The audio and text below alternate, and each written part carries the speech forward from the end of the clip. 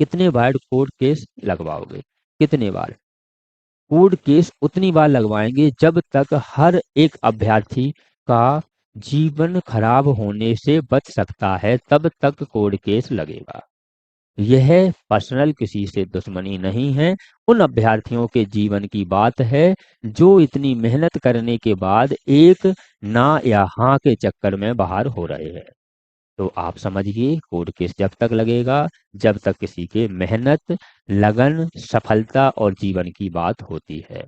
इसलिए आपसे निवेदन है कि आप इन्हें पीछे ना ले जाएं, हतोत्साहित ना करें, आप इनका सहयोग करें। यह जो अभ्यर्थी है हमारे साथ के हैं, किसी अन्य ग्रह से नहीं आए हैं, ना ही यह मंगल ग्रह के हैं ना चांद के हैं।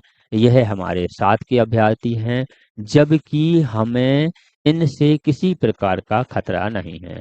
हम मान सकते थे यदि यह नंबर बढ़ते तो अभ्यर्थियों को परेशानी आती। अरे भाई, इनके नंबर कम हो रहे हैं, आप इनसे क्यों डर रहे हैं? इनके लिए आपको सहयोग करना है, हतोत्साहित नहीं करना, प्रोत्साहन करना है। आगे हम कमेंट देखते हैं। सभी के लिए नमस्कार। आज जो वीडियो है उसमें हम देखने जा रहे हैं कि जो हमने वीडियो डाली है पुरानी, इसमें जो महत्वपूर्ण कमेंट्स हैं, जो आपके द्वारा सवाल पूछे गए हैं, उन्हें हम देखेंगे, उनके आंसर देंगे।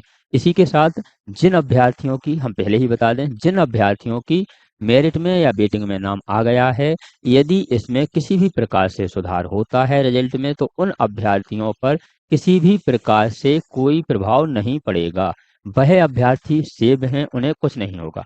बस आपको इतना करना है कि अपनी नौकरी के लिए 1-2 महीने इन्हें दे देना है, जिनके किसी कारण से जो गलती हो गई है, और यह नौकरी से प्रॉब्लम में ना आए, आगे इनके लिए प्रॉब्लम ना हो, इनकी भी ज्वाइनिंग हो। बस आपके 1-2 महीने मांग रहे हैं, 1-2 महीने में यह क्लियर हो जाएगा। जो आपकी ज्वाइनिंग है, बस 1-2 महीने लेट होंगे। आपका तो नाम आ ही गया है, इसलिए जो आपके सहयोगी हैं, साथी हैं, इनका भी नाम आए, इनका भी आप सहयोग करें। अब हम देखते हैं जो यह वीडियो, इससे संबंधित अन्य वीडियो डाली हैं।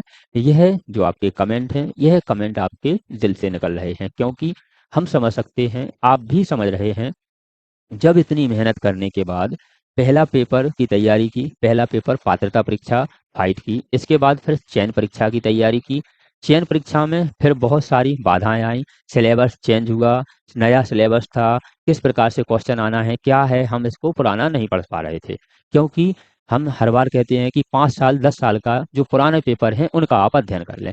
पुराने पेपरों का आप अध्ययन कर लेंगे, इससे आप पुराने पेपरों की जो पेपर हैं, आगे पेपर आने वाला है, उससे समझ में आता है किस प्रकार से क्वेश्चन पूछे जाएंगे। लेकिन इसमें तो यह भी नहीं था। तो इसीलिए इतनी मेहनत करने के बाद जब चयन परीक्षा भी पास हो गई, 1,10,000 अभ्यर्थियों में से जो आपकी वैकेंसी थी 11,000, उसमें आपका नाम आ गया। यानी आपने इतनी मेहनत की और सिर्फ एक जानकारी के अभाव में, एक आपने सिर्फ ना की जगह हाँ कर दिया। वह भी इस प्रकार से कि जो फॉर्म का जो डिजाइन बनाया था उसमें इस प्रकार से होना चाहिए, पहले कॉलम में RCI लिखा होना चाहिए और नीचे एक कॉलम देना चाहिए जिसमें लिखा होना चाहिए D.Ed DLED। यदि हैं तो यहाँ टिक करें, RCI है तो यहाँ टिक करें। ऐसा भी कर सकते थे, या अभी ऐसा कर लें कि जो भी RCI वाले हैं उनके जो डिप्लोमा है स्कैन करवा के ले लें, तो वो क्लियर हो जाएगा। और जो पद हैं आपके, जो जिसमें अभी अभ्यर्थी बाहर हो सकते हैं, उसमें बाहर नहीं होंगे।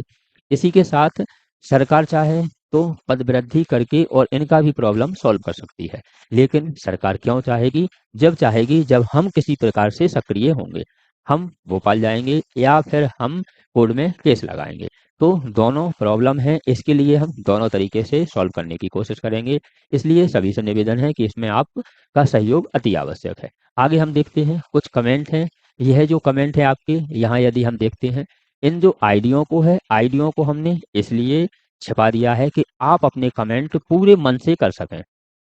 आपको पॉजिटिव करना हो या नेगेटिव करना हो, आप स्वतंत्र हैं। आप अपने कमेंट पॉजिटिव नेगेटिव जो आपको कमेंट करना है आप कर सकते हैं। आईडी आपकी नहीं दिखेगी, तो मन से कमेंट कीजिए।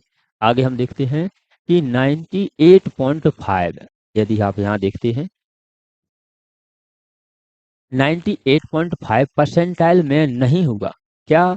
सेकंड लिस्ट में चांस है, जो यह अभ्यर्थी है इनका 98.5 में सिलेक्शन नहीं हुआ, क्या सेकंड चांस है, इनका पूछना है।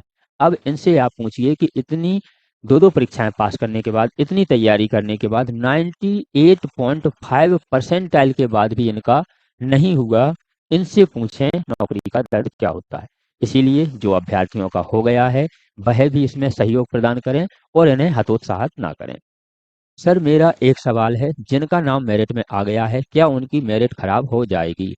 तो ऐसा नहीं है। जो भी कमेंट करने वाले हैं उनसे निवेदन है कि हमने बहुत बार कहा है ऐसा नहीं है। जिनका नाम मेरिट में या वेटिंग में आ गया है उनका नाम नहीं हटेगा भाई। यदि हम मेरिट देखते हैं या वेटिंग देखते हैं, देखिए पहला, दूसरा, तीसरा, चौथा। अब मान लीजिए 4 अभ्यर्थी हैं आपके, पहले वाले अभ्यर्थी के सही है, दूसरा का सही है, तीसरे में प्रॉब्लम है और चौथे वाले का सही है। तो जो तीसरे में प्रॉब्लम है और इसके प्रॉब्लम सही की जाएगी तो 2 से 3 नंबर कम किए जाएंगे, तो भाई ये लिस्ट में ऊपर जाएंगे कि नीचे आएंगे? नीचे आएंगे। मेरिट और वेटिंग से तो ये वैसे ही नीचे आएंगे, तो आपको इसमें से डरने की कोई जरूरत नहीं है। जिनका नाम मेरिट में है या फिर वेटिंग में है उन्हें नहीं डरना है, उन वह सेफ है, उन्हें किसी प्रकार की चिंता नहीं करना है। जबकि आप तो इनका सहयोग और कराएं, क्योंकि यदि यह अभ्यर्थी अलग हो जाते हैं, किस प्रकार से इनके 2.3 कम हो गए तो ये आपसे तो नंबर में कम हो गए ना। आपकी मान लीजिए 50 वेटिंग है, आपकी 50 वेटिंग है। अब 50 वेटिंग है आपकी, मान लेते हैं एक परसेंटाइल 81 है आपका, ठीक है ना। अब इसमें से जो आपका 50 वेटिंग है क्लियर है, ठीक है ना। अब मान लीजिए किसी में से 2 से 3 नंबर कम कर दो तो वो 50 से ऊपर जाएगा या नीचे आएगा? नीचे आएगा। तो आपकी 50 से 40 हो जाएगी, 35 वेटिंग हो जाएगी। तो आपको तो बेनिफिट है। जिनकी वेटिंग में है उन्हें भी इसमें सहयोग करना चाहिए, उन्हें भी आंदोलन में आना चाहिए, ठीक है ना। उन्हें ऐसे कमेंट नहीं करना है, आपको नहीं डरना है, आपकी किसी प्रकार से ज्वाइनिंग पर कोई परेशानी नहीं होगी। बस 1-2 महीने लेट होगी ज्वाइनिंग, इतना सब्र आपको रखना है। अपने जो भाई बहन हैं, साथी हैं, उनकी भी ज्वाइनिंग हो इसके लिए 1-2 महीने तो आप सब्र रख सकते हैं। आगे यदि हम देखते हैं, इन्होंने लिखा है 71.8 मार्क्स हैं, 96 पॉइंट परसेंटाइल है। सोचिए 96 पॉइंट परसेंटाइल में इनका नहीं हुआ है। अब आगे यदि हम देखते हैं, भगवान हमें नौकरी दे ना दे लेकिन जिसने खिलवाड़ किया है उन्हें सभी प्रकार की बीमारियां दे। यह जो कमेंट है दिल से निकलते हैं। कभी जब अच्छा होता है तो लोगों के प्रति दुआ निकलती है, और यदि कोई गलत करता है तो उनके प्रति बददुआ निकलती है। तो यह जो मन के कमेंट हैं ये, इस पे हमारा कोई किसी प्रकार से बाउंडेशन नहीं है। मन के कमेंट है वो अपने कर सकते हैं, हमने आईडी छुपा दी है। आगे यदि हम देखते हैं, thank you so much sir वर्ग 3 में पद वृद्धि में सपोर्ट करने के लिए। तो यह पद वृद्धि आप अकेले की नहीं है, यह पद वृद्धि सभी के लिए है। टीचरों के लिए भी होती है और अभ्यर्थियों के लिए होती है, लेकिन इनकी सबसे पहली सीढ़ी अभ्यर्थी होते हैं।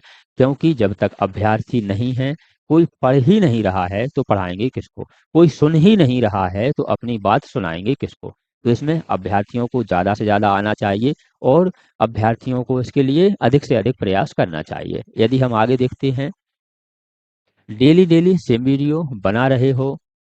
अब आप देखिए इनका कहना है कि डेली डेली आप एक ही वीडियो बना रहे हो, दूसरी वीडियो बनाएं। तो जो जानकारी होती है उसकी ही वीडियो बनाई जाती है। अब हम आपको बताएं एक ऐसी बात जो आपको संबंधित ही नहीं है, तो आप उन्हें क्यों देखेंगे और आपके काम की भी नहीं है। इसी प्रकार से जब इसमें सुधार हुआ था तब भी डेली ही वीडियो बनी थी, लेकिन हम कहीं और व्यस्त थे, हमारा जो ध्यान है कहीं और था, या फिर हम तक वो वीडियो नहीं पहुंच पाए। यदि एक ही वीडियो बनती तो कैसे पहुंचती, जब डेली डेली वीडियो आप तक नहीं पहुंच पा रही हैं। तो यह आवश्यक है, जब तक आप पूर्ण रूप से जागरूक ना हो पाए, आपके पास जानकारी पूरी ना पहुंचे, तब तक हमारा कर्तव्य होता है आप तक जानकारी पहुंचवाना। इसीलिए आप इस बात का ध्यान रखें कि डेली वीडियो पहले भी बनी थी तब यह जानकारी नहीं पहुंच पाई। यदि डेली नहीं बनेंगी तो बहुत सारे अभ्यर्थी हैं जिन तक जानकारी नहीं पहुंच पाती है। जब हम देखते हैं कि किसी प्रकार की यदि जानकारी देख रहे हैं, यदि उसकी लास्ट डेट 2 माह है और हम देखें कि यह तो 1.5 माह पुरानी वीडियो डली है, तो हम क्या कहेंगे, यह वीडियो तो बहुत पुरानी है, इसे क्यों देखना। तो कभी कभी अपडेट कराने के लिए नई नई वीडियो बनानी पड़ती है, जिससे अभ्यर्थी देखें कि यह जानकारी नई है और जो अपडेट है नया है। इसीलिए आप तक यह जानकारी बार बार पहुंचवाई जा रही है, आप अपडेट हो। अब आप हो गए, लेकिन कई अभ्यर्थी ऐसे हैं जो अभी भी जिन तक जानकारी नहीं पहुंची होगी। अब हम देखते हैं, एक ही सॉल्यूशन है, CRR अपलोड हो जाए बस। तो यह अभ्यर्थी, इन्होंने भी अच्छा सॉल्यूशन दिया है कि एक ही सॉल्यूशन है कि जो आपका RCI है उसका डिप्लोमा अपलोड करा लें। जितने अभ्यर्थी होंगे उनकी क्लियर हो जाएगी, जितने नहीं होंगे उनका रिजल्ट सुधार के दे देंगे, तो सबके लिए बेनिफिट हो जाएगी। ऑप्शन बहुत सारे हैं, एक अभ्यर्थी ESB तक के ऑप्शन को बता सकते हैं, सही करा सकते हैं, लेकिन जो ESB में बैठे हैं उन तक यह बात पहुंचाने के लिए कि जो हम कह रहे हैं सही है, उसके लिए बहुत मेहनत लगती है। इसके लिए आंदोलन भी करने पड़ते हैं और कोर्ट में भी जाना पड़ता है, इसलिए यह भी करना होगा। लेकिन यह उपाय अच्छा था। यह जो आपके उपाय हैं, यह उपाय आवेदन पर लिख लेंगे, भोपाल चलेंगे तो उनके लिए यह आवेदन भी दिया जाएगा। आगे देखते हैं और सहयोग कर सकते हैं। आगे हम देखते हैं, आगे जो कमेंट हैं, हम तैयार हैं। बहुत सारे अभ्यर्थी ऐसे हैं जो तैयार हैं और भोपाल भी चलेंगे और कोर्ट में केस भी लगाया होगा। कोर्ट ने सर पहले इसे एडिट करवा चुका है, अब तो याचिका लगाने जाएंगे तो उल्टा हम पे ही डांट पड़ेगी। हमने आपको बताया आपकी आईडी किसी प्रकार से शो नहीं हो रही है, आप अपने मन से कमेंट कर सकते हैं, तो आपके सभी प्रकार के कमेंटों को पढ़ा जाएगा। ऐसा नहीं है कि हमें जो अच्छा लगता है, हमारी जिसमें तारीफ है, उन कमेंटों को पढ़ा जाएगा, सभी कमेंटों को पढ़ा जाएगा जो अभ्यर्थियों के हित में है। आगे देखते हैं, इनका कहना है कि कोर्ट में हम गए पहले, इसके बाद उन्होंने एडिट करने के लिए समय दिया, समय देने के बाद अब कोड हमें उल्टा डांटेगा। तो सर जी, आप इस बात का ध्यान रखें। आपने सुना होगा कि कहीं पर एक जगह केस लगाया, अब उसमें हार हो गई तो परमानेंट हार है। इसके बाद हाई कोर्ट, फिर उसमें, ठीक है ना, डबल बेंच, फिर उसमें सुप्रीम कोर्ट, कोई किसी प्रकार से नहीं कर सकता सहयोग। भाई ऐसा नहीं है, जब कोर्ट खुद नियम बनाते हैं, यह अपने अधिकार देते हैं, तो फिर उनके लिए ऐसा नहीं कि दोबारा जाएंगे तो डांट देंगे, क्योंकि अभ्यर्थियों तक जागरूकता नहीं पहुंच पाई। आपने देखा होगा कईयों के केस 5-5 साल चलते हैं, आपने आसपास के जो केस है सुना होगा, क्यों चलते हैं? एक बार यदि कोई प्रॉब्लम आती है, फिर उसके ऊपर स्टेप होता है, फिर उसके ऊपर स्टेप होता है, ऐसे ही ऐसे हम सुप्रीम कोर्ट तक जा सकते हैं, ठीक है ना। इसीलिए आप चिंता ना करें, कोर्ट किसी प्रकार से नहीं डांटेगा, यह सुविधाएं होती हैं। क्या है, जो नियम बनाए गए हैं वो कोर्ट ने अपनी सुविधा के लिए नियम नहीं बनाए हैं। वो कोर्ट हो या फिर आपकी पुलिस व्यवस्था हो, कोई सी भी आपका जिस भी प्रकार का निकाय है जो व्यक्तियों से संबंधित है, वह नियम व्यक्तियों के हित में बनाता है, ना कि अपने हित में बनाता है। कि हम 4 बजे सुबह 10 बजे से 5 बजे तक आएंगे और बढ़िया सोएंगे, कोई विभाग में काम नहीं होगा क्योंकि हम अधिकारी, हमारा कहना है, ऐसा नहीं है। जो नियम बनाए जाते हैं वो जनहित में होते हैं, तो इसलिए आपको डरने की जरूरत नहीं है, ठीक है ना। आप याचिका में शामिल हों और भोपाल के आंदोलन में शामिल हों।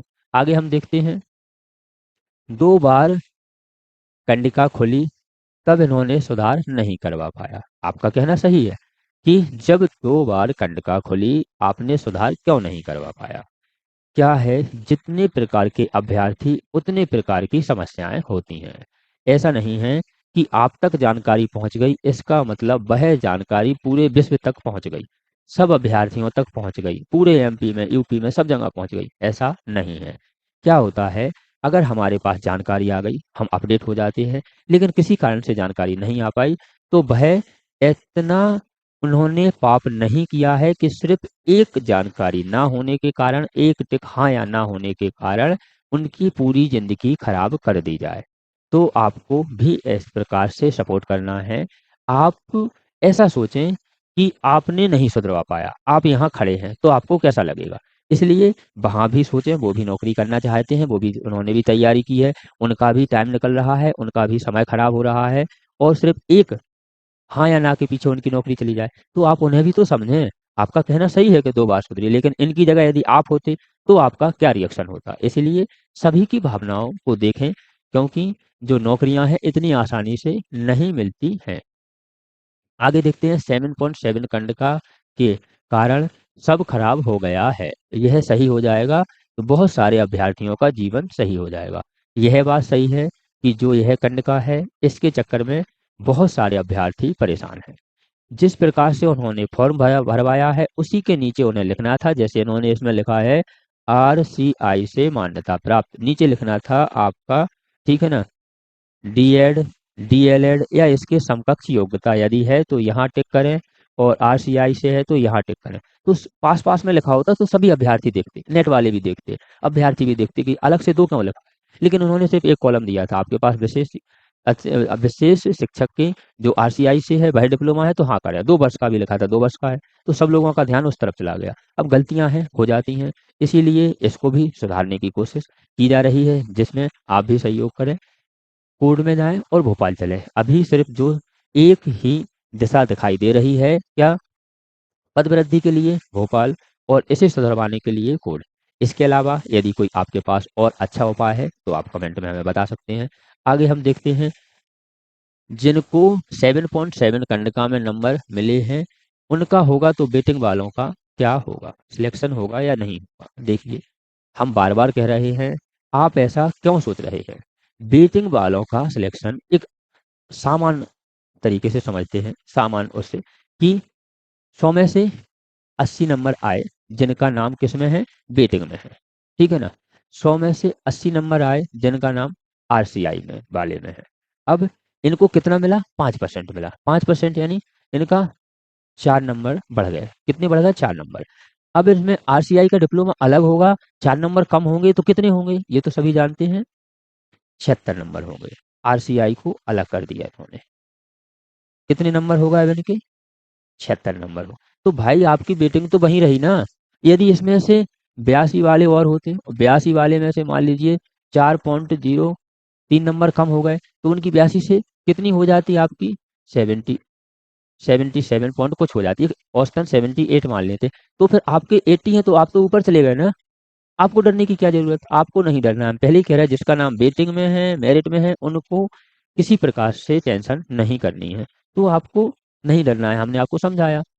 आगे देखते हैं वर्ग 3 में टोटल धांधली है। वर्ग 3 से मतलब नहीं है, जो जिस प्रकार से फॉर्म भरने का तरीका उन्होंने दिया था वहां 2 ऑप्शन देना था पास पास में ही, RCI से तो यहाँ टिक करना है, डीएड डीएलएड है तो यहाँ टिक करना है, तो किसी को कोई परेशानी नहीं होती। अब ESV है, हम क्या कह सकते हैं, बस सुधार के लिए ही आप सब लोग प्रयास कर सकते हैं जिसमें हम भी शामिल हैं। आगे आपका कमेंट है, सर मैं EWS नॉन गेस्ट में हूँ, मेरी 96 परसेंटाइल है। देखिए, अभ्यर्थियों की बस 2 सवाल हैं, इतने नंबर हैं, इतने में सिलेक्शन हो जाएगा क्या। साथ ही साथ जो फॉर्म में 7.7 कंडका की गलती है इसमें क्या होगा, साथ ही साथ वर्ग 3 में पद वृद्धि होगी कि नहीं। 3 सवाल हम अलग अलग कर लेते हैं। सबसे पहला सवाल, हमारा सिलेक्शन होगा या नहीं, इतने नंबर हैं, ठीक है ना, इतने नंबर हैं। दूसरा सवाल है 7.7 कंडका को लेके। तीसरा सवाल है पद वृद्धि को लेके। तीनों सवालों के हम आंसर देखते हैं। पहला सवाल, हमारा सिलेक्शन होगा या नहीं, इतने नंबर हैं। तो आपके लिए हमने वीडियो में जो कट ऑफ जारी की है, कट ऑफ आप देख सकते हैं कितने परसेंटाइल पे गई है, कितने नंबर पर कट ऑफ गई है, तो उन नंबरों से आपको एक अंदाजा हो जाएगा कि हमारा नंबर आएगा या नहीं, पहली बात। दूसरी बात, जो आपकी 7.7 कंड का है इसमें सुधार होगा तो इसमें अभ्यर्थी आगे पीछे होंगे। हमने बताया जिसके 80 नंबर पहले से हैं और जिसके उन्हें एक्स्ट्रा नंबर मिलके 84 हो गए तो उनकी ज्वाइनिंग के लिए नाम आ गया। 80 वाले का नहीं आया क्योंकि उन्हें 5% क्या मिला है, बोनस अंक मिले। अगर उनके 4 नंबर कम हो जाते हैं, ठीक है ना, 4 पॉइंट कुछ नंबर कम होते हैं या 3 पॉइंट कुछ, तो 80 से कम हो जाएंगे तो वो नीचे आ जाएंगे, तो जिनका नाम नहीं आया वो भी उनका नाम आ जाएगा। इसलिए यह कुछ ऊपर नीचे होगा, लेकिन जो अभ्यर्थियों का मेरिट में है, वेटिंग में है, वह नीचे नहीं आएंगे, वह सेव रहेंगे और उनकी वेटिंग कम होगी, 10 से 8 होगी या 5 होगी, 10 से 12 नहीं होगी। अब हम देखते हैं पद वृद्धि। तो पद वृद्धि के लिए पहले भी हमने बताया है, पद वृद्धि आपकी कैपेसिटी पर निर्भर करती है। आपकी कैपेसिटी क्या है, सरकार को आप किस रूप में दिख रहे हैं। ठीक है, सरकार को आप 4 व्यक्ति दिखेंगे उस हिसाब से बात करेंगे, 40 व्यक्ति दिखेंगे उस हिसाब से बात करेंगे, 4000 दिखेंगे उस हिसाब से बात करेंगे, इसी के साथ 1 लाख दिखेंगे उस हिसाब से बात करेंगे। हमने आपको बताया पद वृद्धि की कोई लिमिट नहीं है, क्योंकि जो पिछला आपका जानकारी है, पिछला जो गजट है उसमें बताया था कि आपकी पद कितने खाली हैं। पद इतने खाली हैं कि हम यदि 1 लाख पद भी मांगते हैं तो 1 लाख पद दिए जाएंगे, और पद खाली हैं गजट के अनुसार, हमारे अनुसार नहीं, गजट में जो जानकारी है उसके अनुसार। इसलिए आपको जितने पद चाहिए उतनी मात्रा में आप पहुंच जाइए, हो जाएगा आपका पद का। पद आपको 1 लाख चाहिए, 1 लाख बच्चे पहुंच जाइए, उसमें टीचर भी शामिल होंगे, 1.25 लाख हो जाएंगे। 1.25 लाख अभ्यर्थी एक जगह आते हैं, सरकार को बात सुननी पड़ेगी, आपके पास आएंगे, हल्की हल विज्ञप्ति में करेक्शन करके आपको पद बढ़ा दिए जाएंगे और आपकी सबकी ज्वाइनिंग हो जाएगी। अब आप क्या सोचते हैं कि हमें ना जाना पड़े और काम हो जाए, तो ऐसे ही सब सोचते हैं। इस प्रकार कोई नहीं जाता, तो कोई का काम नहीं होता, किसी का काम नहीं होता, ना वहां पर कोई जाता है ना किसी का काम होता है। इसलिए ये तीनों का एक ही बात है कि आपको संघर्ष करना होगा, थोड़ी सी परेशानियां होती हैं आने जाने में, वह परेशानियां आपको उठानी होंगी। इसके बाद जो सफलता होगी वह आपको जिंदगी भर रहेगी। आगे हम देखते हैं, मेरा 46 है, 2 बोनस अंक मिले हैं, क्यों मिले हैं मुझे पता नहीं, सिलेक्शन सिलेक्टेड लिखा है। देखिए इन्होंने भी नहीं सुधरवाया है। इनका कहना है कि मेरे 46 अंक हैं, 2 बोनस अंक मिले हैं, क्यों मिले हैं पता नहीं, और मेरा सिलेक्शन हो गया है। तो सर जी या मैम जी, आपको बोनस अंक क्यों दिए गए हैं, क्योंकि 5% आपको विशेष जो शिक्षक हैं उनके लिए दिए जाने थे, जिन्होंने आरसीआई से डिप्लोमा प्राप्त किया है, उनके लिए 5% बोनस अंक, यानी 20 नंबर पे आपका 1 नंबर। आपके कितने हैं, 46 है, 40 नंबर पर आपके 20 और 20 40 हो जाते हैं, 2 नंबर। ठीक है ना, और आपके 2 बोनस अंक दिए गए हैं, तो आपके 2 पॉइंट कुछ बोनस अंक दिए होंगे आपको, 46 है, 2 पॉइंट कुछ, तो आपके 2 बोनस अंक इसीलिए मिले हैं। आपका इस प्रकार से यदि आप फार्म देखेंगे, फार्म में यहाँ देखेंगे आरसीआई बोनस अंक, यहाँ आप देखेंगे तो आपको आपका 2 पॉइंट कुछ बोनस अंक दिए गए हैं। क्यों दिए गए हैं, क्योंकि आपका 46 नंबर है, 20 पर 1 अंक, 40 पर 2 अंक, और 46 है तो 2 पॉइंट कुछ आपको अंक दिए गए हैं। यह आपके आरसीआई के मिले हैं, यदि इसमें सुधार हो जाएगा तो आपके जो 2 पॉइंट कुछ अंक दिए गए हैं वह आपके टोटल में से कम हो जाएंगे, और जो आपके नंबर हैं वह बचेंगे। तो आपको भी मेहनत करनी है, आपको भी इसमें सहयोग करना है। आप कोर्ट केस के माध्यम से या भोपाल जाने के माध्यम से जो भी प्रक्रिया चल रही है उसमें आप सक्रिय रहें, सक्रिय रहेंगे सुधार होगा, तो आपकी ज्वाइनिंग 100% सही है। अब हम आगे देखते हैं, हमने पहले भी बताया कि गलती होने का महत्वपूर्ण कारण रहा जानकारी का अभाव। गलतियां तभी होती हैं तब जानकारी का अभाव होता है, जानबूझकर गलतियां कोई नहीं करता, जबकि उनके जीवन का सवाल हो। इसीलिए यदि हम यहाँ देखते हैं, आरसीआई में जो मान्यता प्राप्त 2 वर्ष का डिप्लोमा है, यहाँ हाँ करना था, इसी के नीचे लिख के देना था आप D Ed, D L Ed और इससे संबंधित जो कोर्स है, यदि आप यहाँ किए हैं तो इसमें आपको हाँ करना है, तो आदमी कंपेयर करता, लेकिन इन्होंने ऐसा नहीं किया। तो गलतियां हैं, हो जाती हैं, इंसान हैं, गलतियां होती हैं, तो इससे डरना नहीं है। अब जो सुधार हो सकता है उस पर पूरा फोकस लगाना है। जो अभ्यर्थी मेरिट और वेटिंग में हैं उनसे यह निवेदन है कि आप भी सहयोग करें। यदि आप इनकी जगह होते तो आपको कैसा लगता, इसीलिए आप इस प्रकार के कमेंटों को ना करें जिससे अभ्यर्थियों को दुख पहुंचे। तो जो अभ्यर्थी अपनी जिंदगी की आगे भविष्य को देखकर लड़ाई लड़ रहा है, कोर्ट जा रहा है या फिर भोपाल जा रहा है, उनका सहयोग करें और उनके साथ भी जाएं। तो यह कुछ कमेंट्स थे जो आपके माध्यम से पूछे गए थे। ऐसे ही अपडेट के लिए इससे संबंधित और जो भी नया अपडेट आएगा इससे संबंधित जो भी नया अपडेट आएगा आप तक पहुंचवा दिया जाएगा। ऐसे ही अपडेट से जुड़ने के लिए आप हमारे चैनल को सब्सक्राइब कर लीजिए। ऐसे ही अपडेट हम अपने चैनल पर लाते रहते हैं। मिलते हैं एक और जानकारी, एक और अपडेट के साथ अगली वीडियो में।